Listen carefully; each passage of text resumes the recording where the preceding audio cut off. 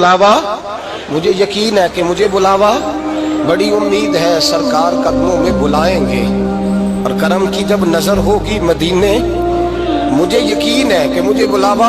हजरत अबू बशीर रज़ी अल्लाह ताला अन्हु फरमाते हैं कि वक्त गुजरता गया, 300 लोग इकट्ठे हो गए। जब कोई मुसलमानों का काफिला मक्के के पास से गुजरता तो मक्के वाले लूट लेते थे। हुजूर ने भी इजाजत दी मदीने वालों को, अगर उनका काफिला कोई आए तुम्हें भी हमले की इजाजत है। कुफर का माल माले गनीमत है।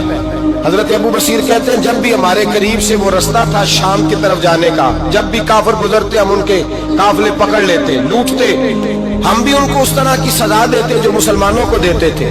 फरमाते उनका जीना मुहाल हो गया। हाथ बांध के नबी पाक की बारगाह में गए, कहने लगे ये शेख खत्म फरमा दे और आप उनको बुला ले। हजरत अबू बशीर फरमाते हैं मैं बूढ़ा आदमी था, दिन भर मैं काम करता, मेहनत करता, उस इलाके में खेती बाड़ी करता। जब रात होती तो मैं किसी पहाड़ के टीले पे बैठता और मदीने की जानिब मुंह कर लेता और मैं इंतजार करता बुलावा कब आएगा, कब हुजूर का पैगाम आएगा, मैं इंतजार करता। हजरत अबू बशीर रज़ी अल्लाह ताला अन्हु बीमार हो गए, शदीद बीमार, सख्त बीमार थे तो कुरैश ने शेख खत्म की। हजरत अबू हुरैरा कहते हैं नबी पाक ने 2 सहाबा को रुका दिया, फरमाया जाओ उसे जाके कहो आ जाए, उसे कहो आ जाए। सहाबा कहते हैं हम पहुंचे तो उनका आखिरी वक्त चल रहा था, आखिरी हिजकियां थी। ईमान और यकीन देखो, आखिरी हिजकियां। लोग कहते हैं अबू बशीर वक्त आ गया, वो कहते हैं नहीं अभी वक्त नहीं आया, वक्त तब आएगा जब नबी पाक का बुलावा आएगा। हुजूर का वादा था वक्त तब आएगा जब मेरे नबी का बुलावा आएगा, अभी बुलावा नहीं आया तो अबू बशीर का वक्त भी नहीं आया। सहाबा कहते हमने जाके रुका, थमाया, उठने की भी ताकत नहीं थी।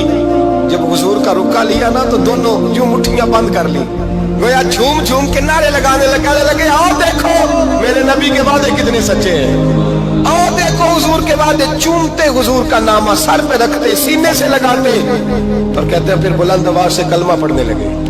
कहने लगे हुजूर में हाजिर हुआ, या रसूल अल्लाह में आया। कहते बुलंद आवाज से कलमा पढ़ा और उनकी रूह परवाज कर गई, उनकी रूह परवाज कर गई। नबी रहमत सल्लल्लाहु अलैहि वसल्लम के गुलामों का यकीन, एतमाद इतने आला दर्जे का।